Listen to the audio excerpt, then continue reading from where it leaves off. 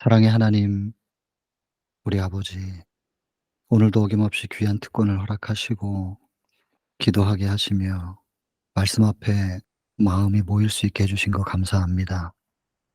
늘 이 시간에 간구할 수 있는 것 한 가지입니다. 성령의 임재, 하나님께서 친히 임하셔서 직접 가르쳐 주시길 바랍니다.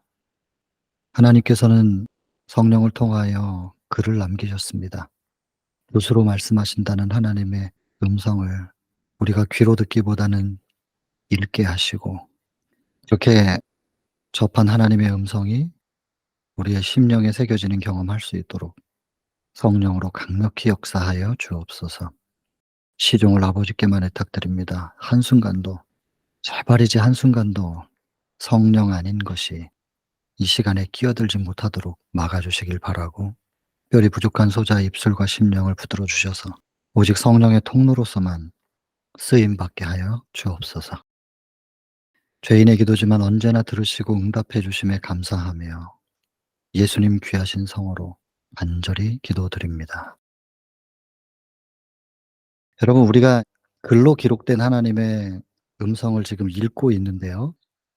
글자는 기억이 잘 되지 않는다는 걸 여러 번 말씀을 드렸습니다.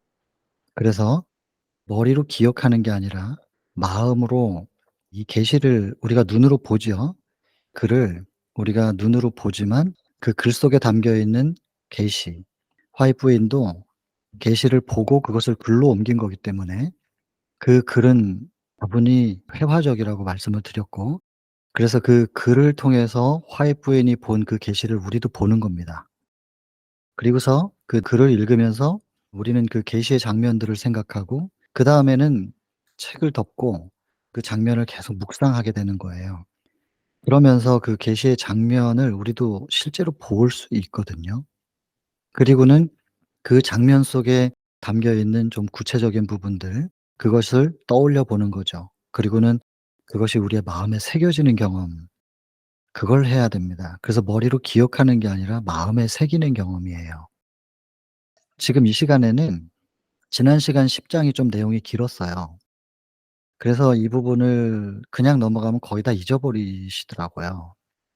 그래서 여러분들 다 같이 눈을 감고 저도 눈을 감고 한번 제가 제 속에 그려져 있는 그 장면을 쭉 제가 보면서 말씀을 드려 볼 테니까 제가 보이는 그대로 그냥 표현을 해 볼게요. 그럼 여러분들도 인제 눈을 감으시고 한번 그려 보시면 좋겠습니다. 자, 한번 해 볼게요. 그러면 다 같이 눈을 좀 감으시고 10장 제목이 뭔가요? 광야에서 외치는 소리라고 돼 있지만 성경에서는 광야에서 외치는 자의 소리 이렇게 돼 있습니다. 침례 요한에 대한 이야기일 텐데 눈을 감으면 먼저 뭐가 보이나요? 첫 번째 장면은 침례 요한의 아버지 사가랴가 성소 봉사하는 장면이 머릿속에 그려집니다. 그리고 특별히 성소에 분향단이 있고 분향단 오른편에 천사가 나타나는 모습 그려지죠. 그리고 그 천사와 사가랴가 대화 나누는 모습입니다. 이 첫 번째 장면입니다. 그 장면에서 핵심은 뭐겠어요? 믿음의 문제죠. 그래서 사가랴가 나이 때문에 믿지 못했던 그 대조하는 모습이 이제 누가복음 1장 38절, 숫자는 뭐 굳이 꼭 기억은 안 하셔도 괜찮지만 이제 제가 그려지는 대로 저는 말씀을 드릴 테니까 여러분들은 그 장면만 기억하시면 돼요. 마리아는 "주의 계집종이오니 말씀대로 이루어지이다."라고 표현했던 이 대조, 결국은 믿음의 문제입니다. 그래서 그 여러분들 다 기억나시겠지만 참으로 우리가 더디 배우고 쉽게 잊어버리는 이 믿음으로 말미암아 되어지는 내 능력, 내 힘이 아닌, 그래서 예수님의 탄생도 침례 요한의 탄생도 철저하게 인간 세계 속에서는 상식적으로 이루어질 수 없는 일들이 믿음으로 이루어지는 모습을 보여줍니다. 그게 첫 번째 장면이었습니다. 그리고 이제 침례 요한이 태어나고 침례 요한은 그의 사명이 뭐였냐면 주님의 사역 전에 미리 밭을 좀 갈아 놓는, 그것이 침례 요한의 사역이었는데 주의 길을 평탄케 하기 위하여. 그것을 시대소망 그렇게 표현했습니다. 사람들의 사상을 전혀 새로운 방향으로 나아갈 수 있도록 제시하는 것. 이렇게 되기 위해서는 그 자신이 새로운 방향으로 나아가는 삶의 모습이 있었어야 되는 거죠. 그래서 두 번째 그림이 뭐냐면 광야에 있는 침례 요한의 모습이에요. 가장 인상 깊은 그림이 뭐냐면 광야의 바위산 위에 서서 산 아래를 내려다보는 모습이에요. 사람들이 모여 사는 마을이 보이죠? 사람들이 모여 사는 마을이 안 보이는 곳, 그런 곳에 은둔 도망 생활한 거 아니에요. 은둔이라는 표현을 11 장에도 나오긴 하지만 은둔 생활이 맞긴 맞지만은 그것이 우울한 은둔 생활, 도망자의 은둔 생활이 아니었다고 표현돼 있잖아요. 가까웠어요. 가서 전할 수 있는 곳. 그러나 그 도시에 있는 죄와는 최대한 접촉을 피할 수 있는 그런 장소였어요. 그 바위산에서 내려다보는 겁니다. 인간 궁상들이 어떻게 살아가는지 모습이 보입니다. 얼마나 죄짐에 눌리고 또 죄에 물들어 타락된 상태로 방탕하고 또 서로에게 상처를 입히며 살아가는지 도무지 희망이 보이지 않는 모습들이 보입니다.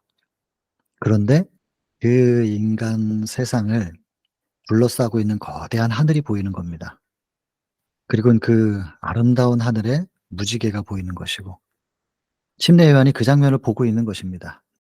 너무나 감동을 합니다.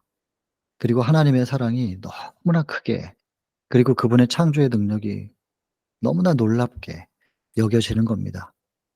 그리고는 그 하나님, 그 아름다운 왕을 바라봄으로 자기 자신을 잊어버리는 영적 경험을 합니다. 내려놓는 게 아니라 잊어버리는 거라 그랬죠.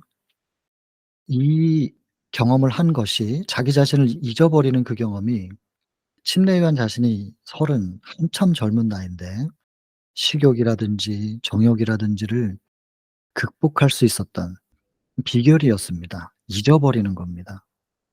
그 아름다운 왕 하나님께 완전히 몰입돼요. 그 하나님께 모든 생각이 집중되므로 자기 자신을 잊어버리는 그 경험, 그것이 주의 길을 평탄케 하기 위한 사람의 배로 난 자 중에 가장 큰 선지자, 가장 큰 사명을 가지고 이 땅에 온 선지자의 구별된 거룩한 모습이 될 수 있게 만들어 준 계기가 된 거죠.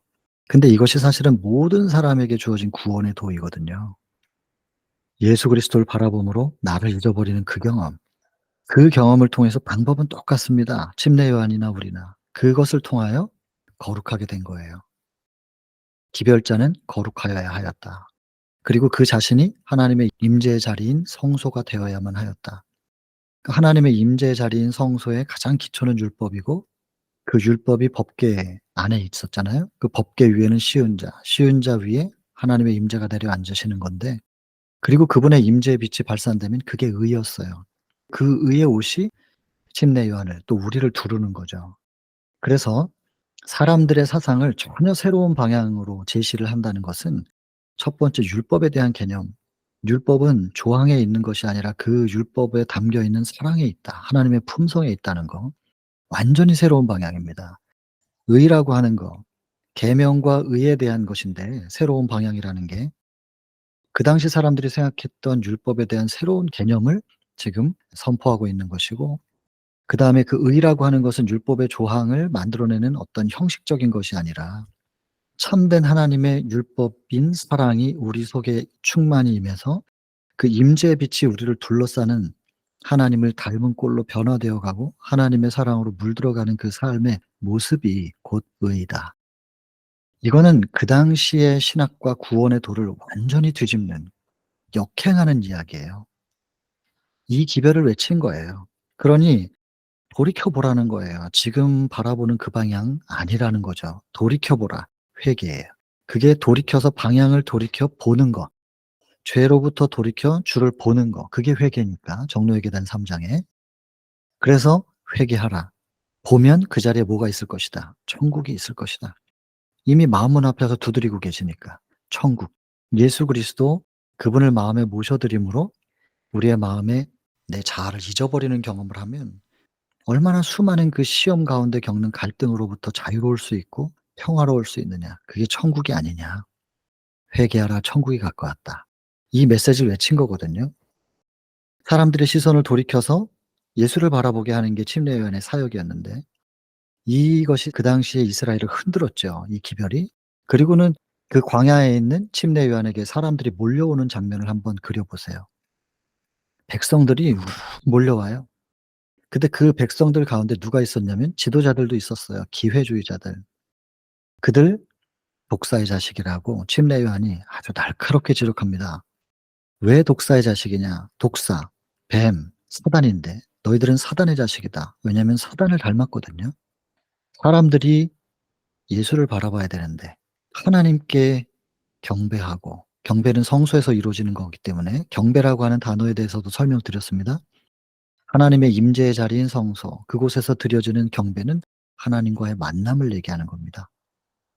예배의 어떤 의식과 식순을 얘기하는 것이 아니라 하나님과의 만남이 참된 경배에, 이 경배가 회복된다는 얘기는 하나님과의 관계, 만남이 회복된다는 뜻이죠.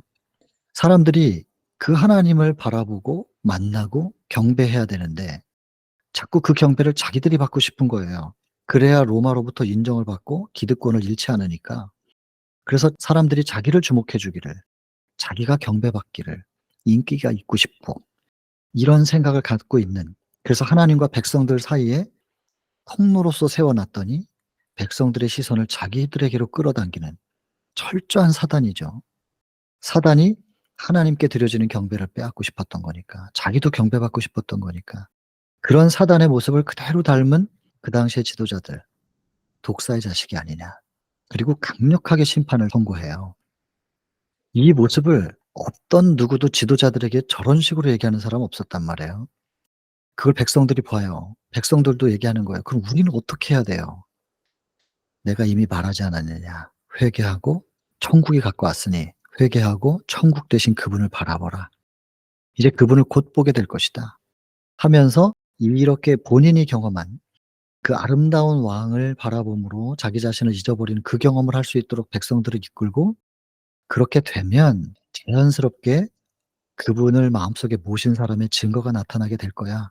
그게 뭐냐 하면, 예를 들면 세리는 책복하지 않아.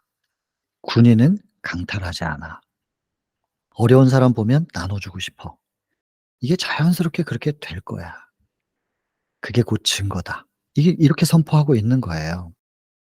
그러면서 이 모든 것을 이루실 수 있는 분, 어린 양이 곧 오신다. 그분을 바라보라. 그는 흥하고 나는 쇠해야 될 것이다. 하면서 모든 사람들의 시선을 예수께로 돌리는 겁니다. 그리고 자기는 사라지는, 철저하게 자기는 빠지고 사람들의 시선을 주목시켜서 끌어모아서 예수께로 돌리는, 그 이야기가 광야에서 외치는 자의 소리, 침례 요한에 대한 소개였습니다. 그려지시나요? 그 사진 몇 장이 필요하지 않아요. 첫 번째 성소 봉사하는 장면, 그리고 광야에 있는 침례 요한 감격스러워하는, 그런데 광야에서 그 하늘을 바라보고 감격스러워하는 침례 요한에게 사람들이 몰려오는 장면, 그리고 그 몰려오는 사람들 가운데 지도자들에게는 뭐라고 말했는지, 그리고 백성들에게는 침례 요한이 뭐라고 말했는지, 그리고 마지막 침례 요한의 모습은 자기 자신을 완전히 사라지고 예수께로만 시선을 고정시키고 자기는 빠져버리는, 이게 그 챕터의 전부예요. 그려지시나요? 그냥 이렇게 사진 한 2 장, 3 장만 머릿속에 딱 그 장면만 머릿속에 기억하면 그 읽은 내용과 더불어 그 장면이 잘 조화를 이루면서 떠올라요. 떠오르면서 그것이 자꾸자꾸 그 장면을 쳐다볼 때 내 마음에 그것이 새겨지는 거, 물들어가는 거. 그게 우리가 지금 예수님의 생애를 따라가는 방법이에요. 글자만 자꾸 보고 문구 그대로 외우려고 하면 안 외워지거든요. 그리고 자꾸 공부해야 하게 되고, 예, 암기하는 데 스트레스 받아요. 이렇게 그려지는 겁니다. 그려지는 거. 그러면 연결해서 11장 침례 장면을 볼까요? 그 침례 챕터를 보면 광야에서 외치는 자의 소리, 침례 요한이 계속해서 메시지를 외칩니다. "회개하라 천국이 가까웠다." 그 소리가 전국으로 퍼져나가는 모습을 상상해 보세요. 그래서 깊은 산골에 갔고, 그리고 땅끝 해변까지 갑니다. 땅에서 가장 먼 곳은 산골이잖아요. 그리고 가장 끝은 바다를 만나는, 더 이상 갈 수 없는 땅끝이에요. 해변까지. 복음이 계속해서 전파되었다. 그렇게 묘사되잖아요, 첫 번째 문단에서. 그 침례 요한의 메시지가 어디까지, 갈릴리, 나사렛, 요셉의 목공소에까지도 도달한 겁니다. 그때 예수께서 작업을 하시다가 그 소리를 들으십니다. 들으시고는 뭐라고 말씀하시냐면 "때가 되었구나." 여러분, 회개하라. 사람들의 시선을 돌이키게 만들었고 천국이 가까이 왔다. 천국 뭐냐면 곧 예수 그리스도 당신 자신이거든요. 나를 부르는 소리구나. 예수께서 그것을 인지하셔요. 그리고 '때가 되었구나.' 하면서 이제 도구들을 놓습니다. 망치를 내려놓고 예수께서 어머니를 찾아가십니다. 어머니께 고별 인사를 드리고 이제 요단강가로 가는 겁니다. 그래서 첫 번째가 장면은 예수께서 일하시던 그 목공소의 장면, 그리고 복음이 쫙 전파되는 그 장면이 머릿속에 그려지면 충분합니다. 그리고는 다시 어디로 오냐면 요단강에 침례 요한이 전하고 있고 많은 사람들이 침례 요한의 말씀을 듣고 있는 그 장면이 그려집니다. 그리고 그 침례 요한의 얼굴이 좀 보이죠. 침례 요한의 얼굴은 기다림의 얼굴이에요.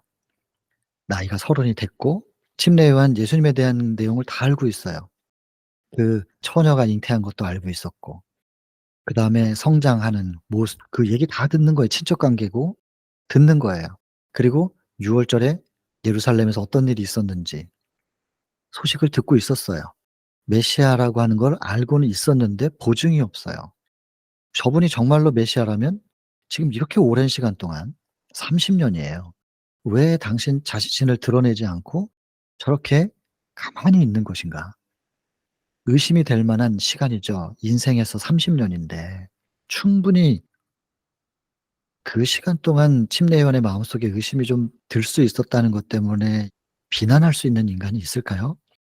인생 근 80 년에서 30 년을 아무 사인도 없이 그저 기다리기만 해야 되는데 근데 침례 요한에 대하여 뭐라고 묘사하냐면 말씀이 있었던 거예요. 계시가 있었던 거예요. 침례 요한은 그 계시의 말씀을 믿는 믿음으로 기다렸다. 이 포인트입니다. 기다림의 믿음. 믿음으로 기다리는 하나님의 적당한 때, 하나님의 때가 되면 등장하실 것이다 라고 믿고 그 믿음으로 기다리는 겁니다. 그런 침례 요한이 보입니다. 그려지시지요? 그리고는 저 멀리서 이제 예수님이 걸어오시는 거예요. 근데 그 많은 군중들 속에서 침례 요한이 딱 예수님을 발견해요. 보고 세 가지로 묘사해요. 품성의 순결함. 저렇게 품성의 순결함을 발산하는 분이 누굴까? 한 번도 못 봤거든요. 처음 만난 거예요. 왜냐면 하나님의 섭리로 만나지 못하게 하셨다고 기록돼 있죠.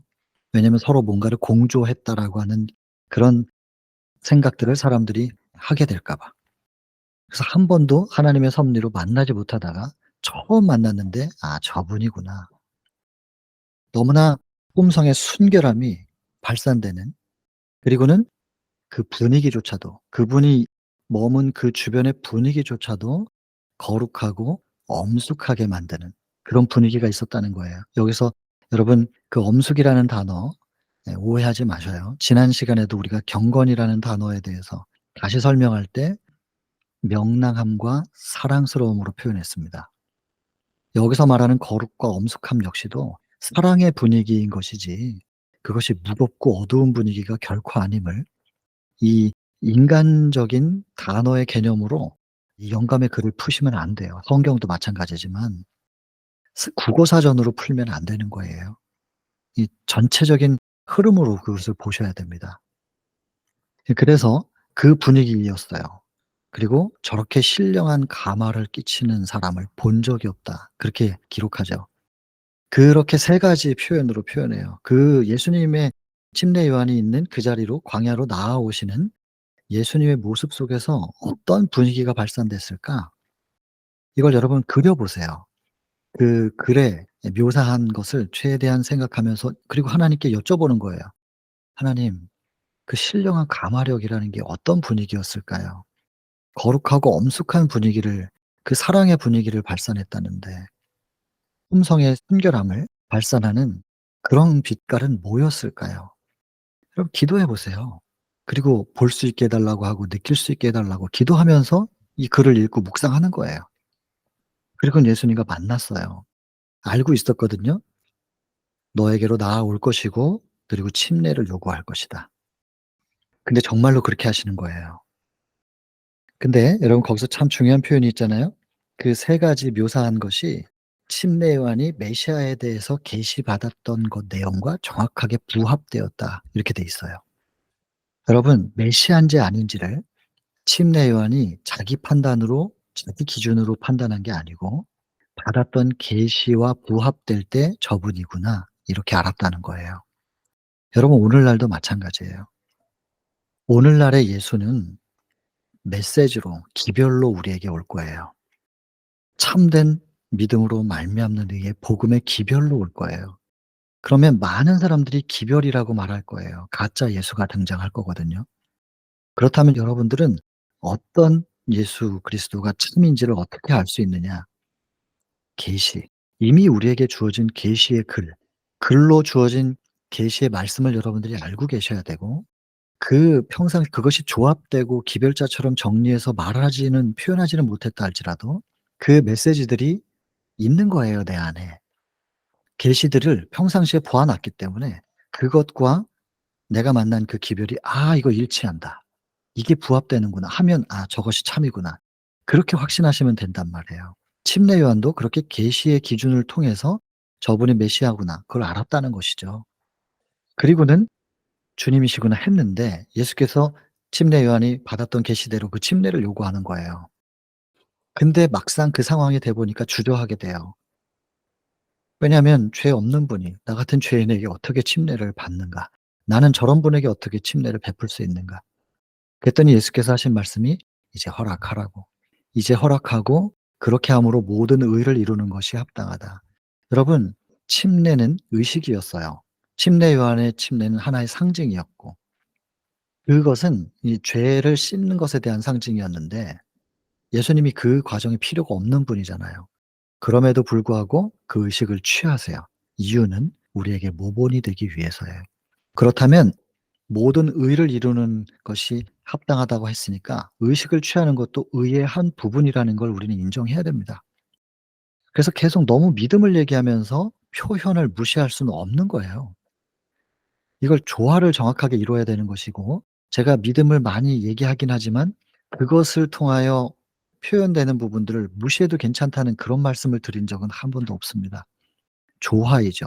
근데 너무 한쪽으로 치우쳐져 있기 때문에 반대쪽을 조화를 이루기 위해서 많이 강조할 뿐이지 어느 쪽으로도 치우쳐져서는 안 되는 부분입니다. 그래서 모본으로서 우리 인간이 따라야 될 모본으로서 그 의의 형식을 취하셨습니다. 그리고 가장 이 챕터에서 핵심적인 부분은 침례를 받으시고 이제 물에서 올라오셔서 엎드려 기도하시는 장면인데요. 예수 그리스도의 그 위대한 기도.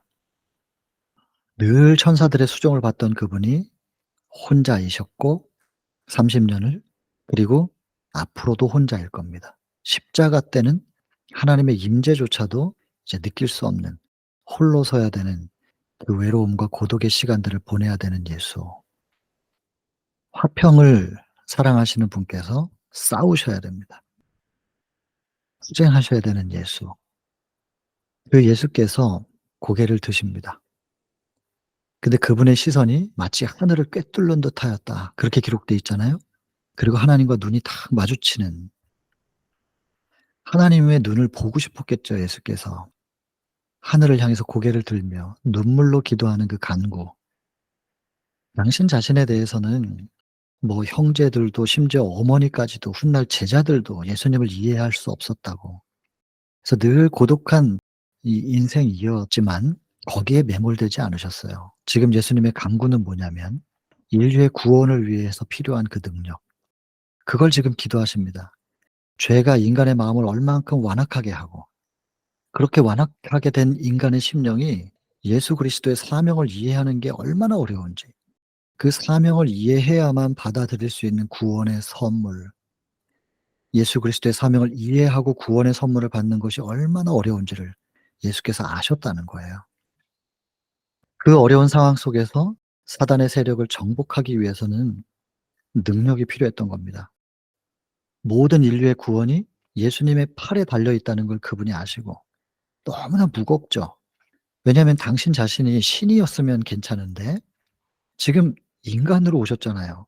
이 본문에 아주 중요한 표현 중에 하나가 뭐냐면 죄된 본성, 타락한 인간의 본성을 그대로 취하셨다는 거. 그렇게 오신 거예요.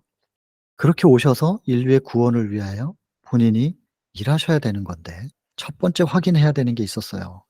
하나님, 내가 지금 이렇게 더럽혀졌습니다.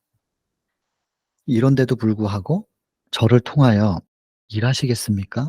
이거 확인하고 싶으셨던 거예요, 예수님도. 그 본문에 그런 표현이 나와요. 그리고 내가 인간과 똑같은데 지금 내가 무슨 능력이 있냐고.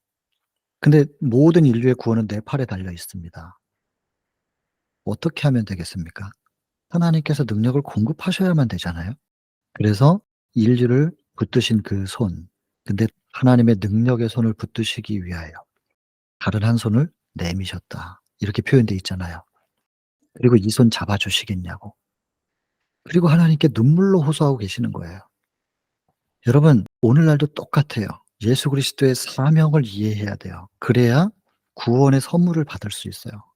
근데 죄로 완악해진 마음은 예수 그리스도의 사명, 곧 성소를 정결하게 하는 하나님의 임재 자리를 깨끗하게 해서 다시 하나님과 우리를 하나 되게 만드는, 그걸 도저히 이해하지 못하게 만드는 거예요. 사단은 처음부터 에덴에서부터 인류와 하나님을 분리시키려고 했던 거니까 이걸 다시 연결시키려고 하는, 다시 하나 되게 만들려고 하는 그 예수님의 사역을 이해도 못하게 하고 절대로 그것이 이루어지지 못하게 방해하는 게 사단이란 말이에요.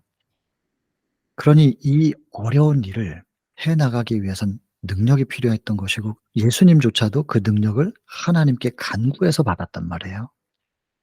여러분, 오늘 이 장면을 잘 이해하셔야 됩니다. 예수님의 사명이 뭔지, 구원의 선물이 무엇인지. 예수님이 우리와 똑같은 타락한 죄된 본성을 그대로 가지시고, 여기 그렇게 두 번씩이나 표현하니까요. 우리와 같은 자로서, 타락한 인간의 본성을 가진 취하신 자로서, 이렇게 두 번 표현돼요. 우리하고 똑같은 자로서, 간구하는 자로서 능력을 받아 이 모든 사역들을 해 나가신 것이고 믿음으로 구하시고 그 능력을 받았다는 것이죠. 여러분, 이 눈물로 간구하는 예수 그리스도의 모습을 바라보신 하나님, 하늘 문을 여십니다. 여시고 성령을 비둘기처럼, 그 비둘기가 단체로 쫙 날아가는 모습 굉장히 멋있지 않아요? 그 성령께서 예수께 쫙 임하시는 겁니다. 그리고는 소리가 들리는 거죠. "이는 내 사랑하는 아들이요 나의 기뻐하는 자라." 이것은 일단 예수님께 "너가 아무리 더럽혀졌어도 너는 내 아들이야.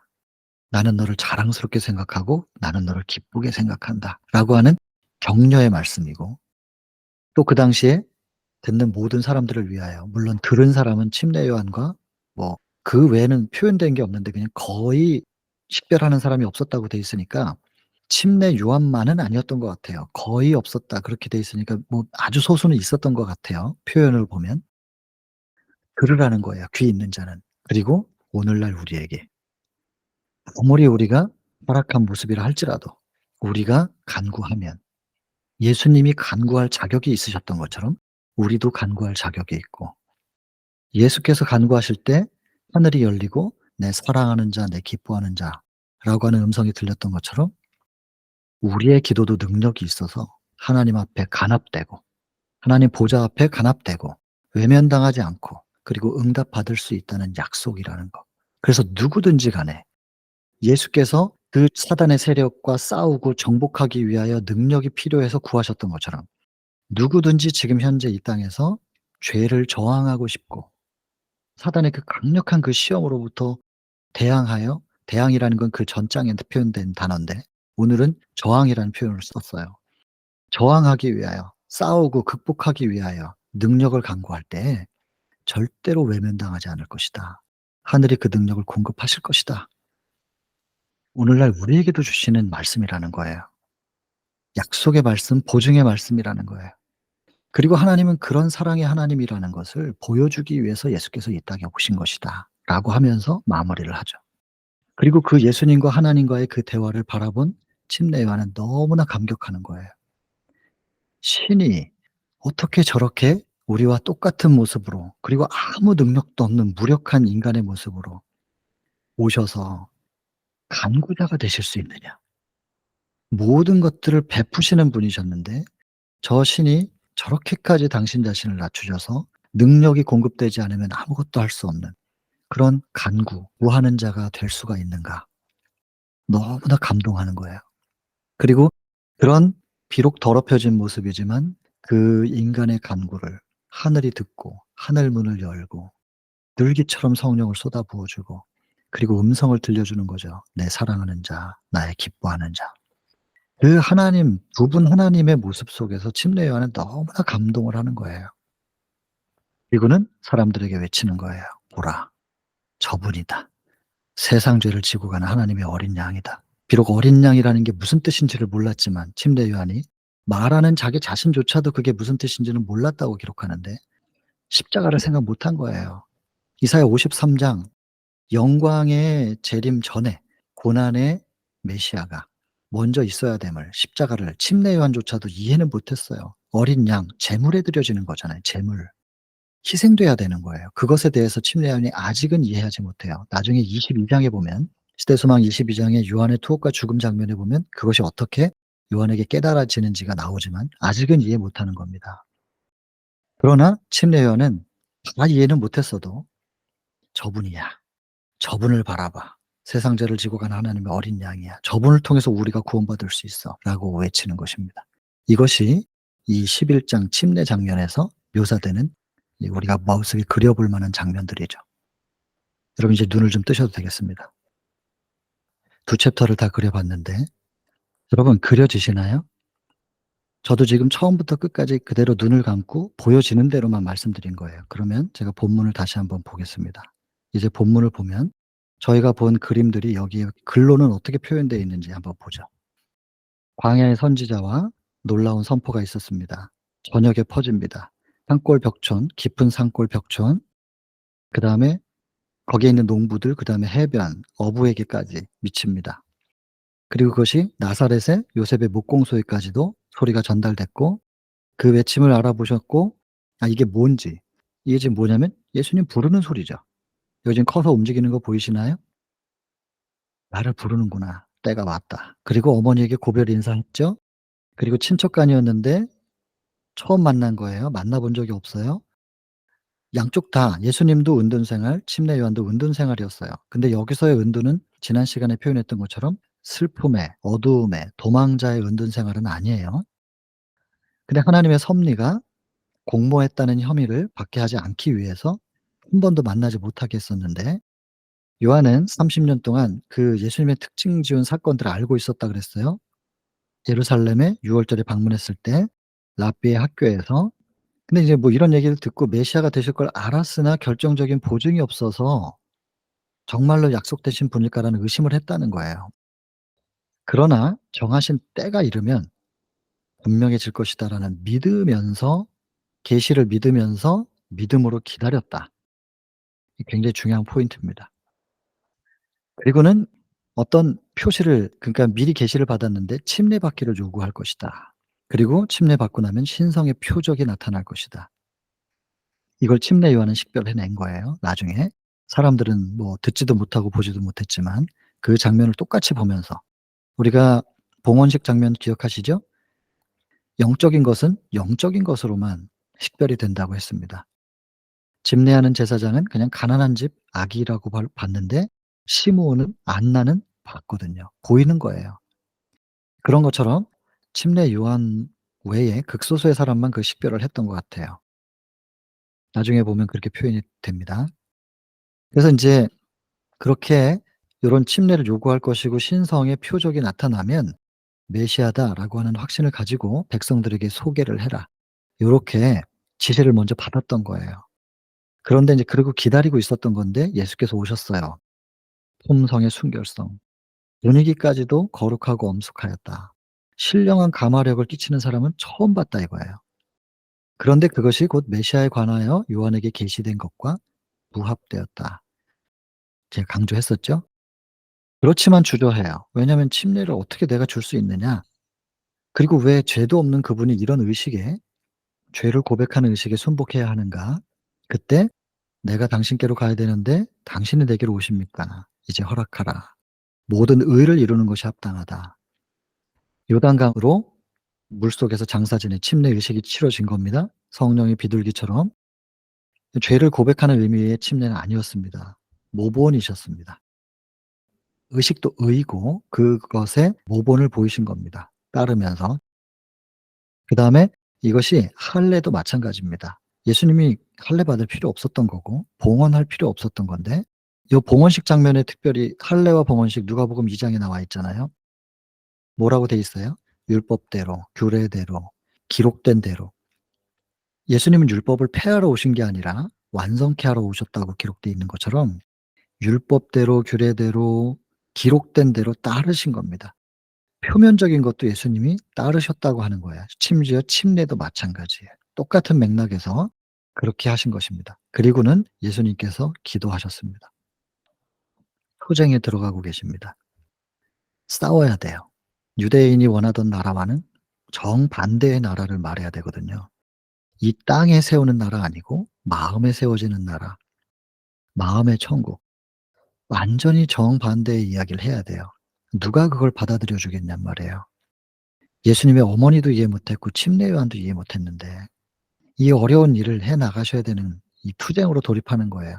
예수님은 아무도 예수님을 이해해 주지 못했어요. 다 혼자였어요. 어머니도 나중엔 제자들도.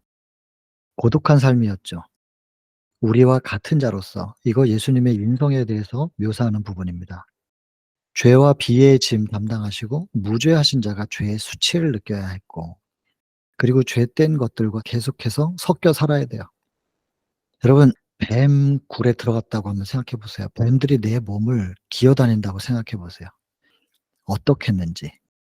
예수님 이 땅에 사시면서 아마 그런 기분이실 수도 있었겠다 싶어요. 큰 고통이셨습니다.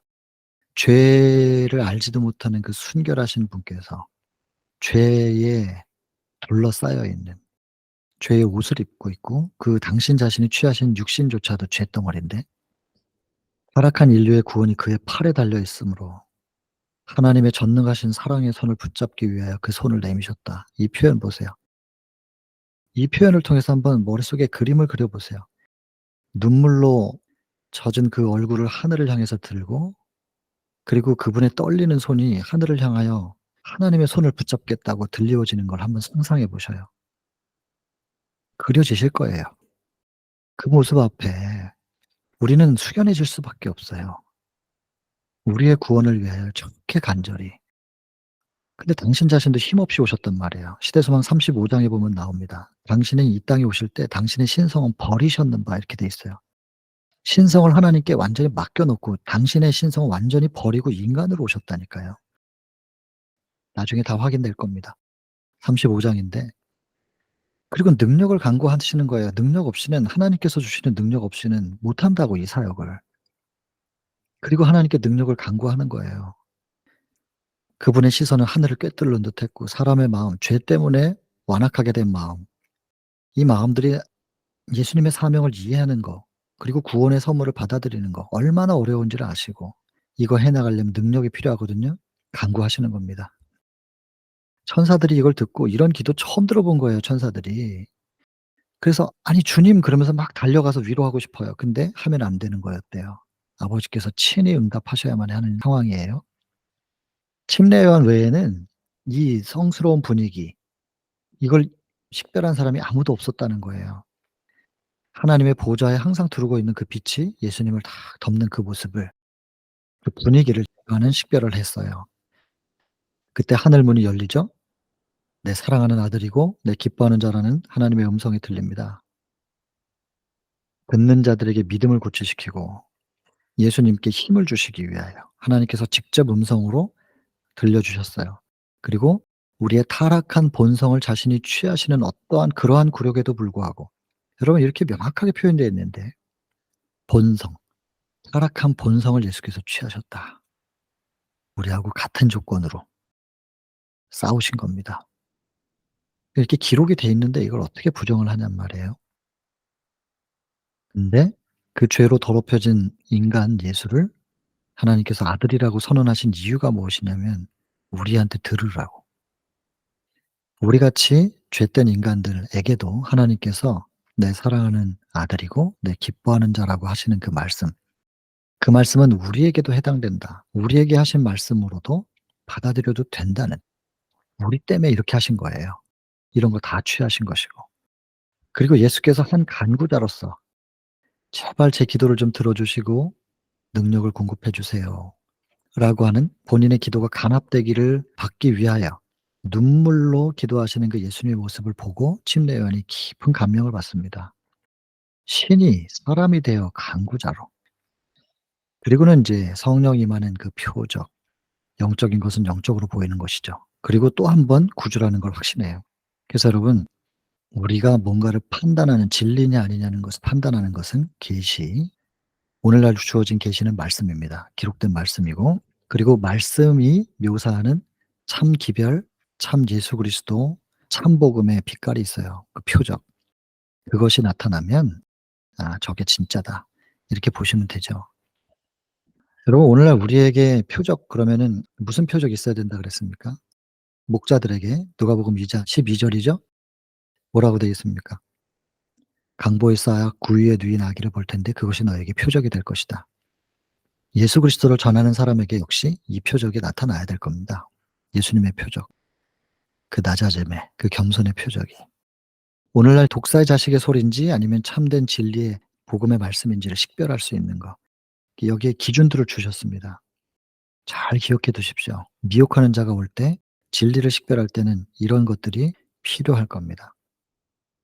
그러니까 침례 요한이 "저분이야.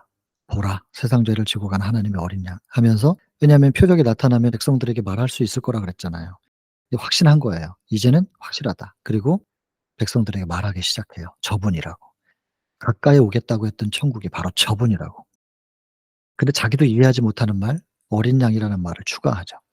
이 요한조차도, 심지어 그 말을 하는 요한조차도 이 어린 양이라는 표현을 깨닫지 못했다. 번제할 양 어디 있습니까? 하나님께서 준비하신다. 이거 창세기 22 장에 아브라함과 이 이삭과의 얘기죠. 그 준비하신 수양, 이 수풀에 걸려 있었잖아요. 가시 면류관 얘기죠. 그 죄를 얘기하는 거, 죄. 그 뿔이 그 수풀에 걸려 있었다. 죄의 가시 면류관 쓰시고 십자가에서 돌아가셨잖아요. 이 표상이죠. 그 수양은 예수님을 표상하는데 아직도 침례 요한이 이걸 이해 못 해요. 이 어린 양이라는, 그리고 그 수풀에 걸려 있었던, 뿔이 걸려 있었던 수양이 무엇을 표상하는지를 아직은 몰라요, 침례 요한은. 근데 나중에 깨닫게 됩니다. 하여간 그래서 고 희생 예물에 대한, 그러니까 여기 보시면 제물인데 대신 피 흘리는 제물이잖아요. 근데 그게 예물이 돼 가지고 이게 무슨 차이냐. 제물 속에는 희생, 사랑이 담겨 있어요, 표상하니까요. 예물은 뭐냐면, 언젠가도 제가 표현했지만 하나님은 늘 화내시는 분이에요. 그 화를 진정시키고 내가 하나님과 좀 화목하기 위해서는 그분을 기분 좋게 해 줘야 돼요. 그래서 그분을 기분 좋게 할 수 있는 예물을 자꾸 드리는 거예요, 기분 좋으시라고. 하나님은 고기 좋아하시는 분이고 피 좋아하시는 분이 돼 버려요. 하나님을 끌어내려 가지고 망신 주고 있는 거예요, 인간들이. 하나님을 아주 우습게 만들어 버리는 거예요. 여러분, 진짜 예물은 여기 표현해요. 하나님께서는 그들을 당신과 화목시키게 하는 예물, 그 예물이 사랑에서 나오는 것이라는 것을 가르치길 원했는데 사랑으로 드려져야 되는 것이죠. 그래서 동방 박사들이 드린 그 예물도 마찬가지예요. 전부 여기서 나와야 되는데 그 겉으로 드러난 그게 보물, 혹은 뭐 그 양을 잡아 바쳤으면 그 제물, 드려진 것의 가치를 가지고 하나님의 화를 진정시키겠다는 그런 식으로 생각하고 있었던 그 정서가 너무 팽배해 있었기 때문에 이게 참 가슴 아프신 거죠, 하나님은. 어쨌든 침례 요한도 여기에 대해서는 명확하게 이해를 못 하다가 나중에 깨닫습니다. 마지막 마무리는 하나님의 이 약속의 말씀은 인류에게도 하신 말씀이다. 우리의 대표자로서 예수께 말씀하신 거래요. 그러니까 우리에게도 똑같이 적용된다는 거죠. 모든 죄와 연약함에도 불구하고 우리는 무가치한 자로서 버림받지 않을 것이다. 절대로 외면받지 않는다. 사랑하시는 자 안에서. 예수께서 간구하신 것 중에 그 부분이 있었잖아요. "내 안에서 인류를 받아주시겠습니까?" 라는 간구. 예수님의 간구가 여기였는데, 보시면은 사명을 이해하고 구원의 선물을 받아들이는 게 얼마나 어려운지를 아시고 능력을 달라고 기도하시고 간구하셨고, 또 하나의 간구가 있습니다. 여기 또 하나의 간구가 뭐냐면 당신의 아들 안에서 인류를 받으신다는 거. 예수님 안에서 인류를 받으신다는 증거를 달라고 간구했다. 여러분, 그래서 십자가 안에서 모든 인류를 품으세요, 예수께서. 십자가의 가슴으로 인류를 품으시고 그다음에 하나님을 모셔 드려와요.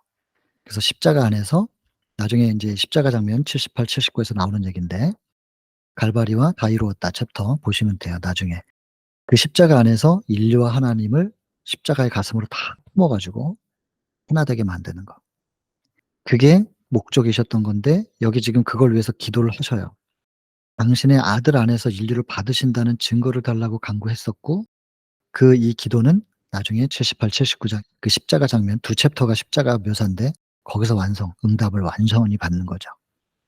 근데 그 얘기가 인제 여기 보면 에베소 1장 6 절에 사랑하시는 자 안에서, 예수님의 십자가 안에 우리가 들어가지 못하면 그 안에서 하나님 절대로 못 만나요, 그 십자가 바깥에서는. 그러니까 그는 사랑하시는 자 안에서 우리를 받으셨다. 하나님은 십자가 안에 담겨 있는 우리, 또 우리 안에 새겨져 있는 십자가, 고렇게 십자가와 우리와의 관계가 그렇게 되어 있을 때 하나님은 그 사랑하시는 자 아들 예수 그리스도와 그 십자가 안에 우리가 들어가 있는 우리를 받으실 수 있다는 얘기거든요. 우린 계속 십자가로 가야 돼요. 십자가로. 십자가 안에, 십자가가 내 안에. 이게 경험이 돼야 되니까요. 그래서 이것을 위하여 우린 기도합니다. 간구할 때 우리의 기도에는 능력이 있다는 거예요. 사람의 음성이 하나님의 귀에 상달되고, 제가 이렇게 기도하는 이 소리가 사람들은 바로 옆방에서도 못 듣는데 하나님은 땅과 하늘 사이의 간격을 두고 들으신다니까요. 상달된다는 거예요. 우리의 간구가 하늘 궁정에 간합된다는 것이에요. 보증이래요.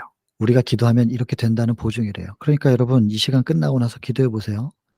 기도 마칠 때 아버지 하고 부르면 그 아버지라고 부르는 그 음성이 하늘에 그냥 바로 도착하는 거예요. 그리고 하나님께서 "그래, 내가 듣고 있다." 하시는 그 음성을 여러분 교감을 하는 거라니깐요. 믿으셔야 돼요, 교감이 되고 있다는 걸. 여기 이렇게 기록이 돼 있잖아요. 그렇게 듣고 간합된다는 것에 대한 보증이래요. "내가 사랑하기 때문에 너의 기도를 들을 거야."라고 하는 것에 대한 보증이라는 거예요. 그 보증으로 예수님의 기도에 대해서 하나님께서 응답하셨다는 거예요. 내 사랑하는 자, 기뻐하는 자라고. 그 음성이 우리의 거라니까요. 우리의 것. 우리를 위하여 하신 거라는 거잖아요. 죄 때문에 끊어진 하늘과 우리가 분리됐어요. 근데 예수께서 다시 연결시키신 거예요. 예수님의 이름으로 기도할 때 우린 그렇게 다시 연결될 수 있고, 모든 시험을 저항하기 위하여 도움을 간구할 때, 우리의 힘으로 시험 이길 수 없으니까, 사단을 이길 수 없는데 저항하기 위해서 도움을 간구할 때 우리에게도 그 능력이 임할 것이다. 아멘 아닙니까? 모든 믿는 자에게 "이는 내 사랑하는 아들이요 내 기뻐하는 자라고 말씀하신다." 모든 믿는 자, 예수님을 마음속에 모시기를 원하는 모든 사람에게 약속하신 말씀입니다. 여러분들 개인에게 보증으로 주어진 약속의 말씀 아멘으로 받아들이시면 여러분들의 기도도 그렇게 능력이 있게 될 거예요. 예수님으로 그렇게 하늘길이 열렸고 우리는 끝내 그분이 예비하신 집에 가서 살 수 있게 될 것입니다. 요한복음 14장 1 절로 3 절이잖아요. "너희는 마음에 근심하지 말라. 내가 너희를 위하여 처소를 예비하러 가노니 그렇지 않았으면 내가 미리 말했을 것이다. 내 아버지 집에는 거할 곳이 많다. 내가 가서 너희를 위하여 처소를 예비할 건데 이 처소를 예비하면 내가 다시 와서 반드시 다시 와서 너희를 영접하여 나 있는 곳에 너희도 있게 하리라." 여러분, 우리 그날에 예수님께서 예비하신 그곳에 우리 모두 다 같이 있었으면 좋겠습니다.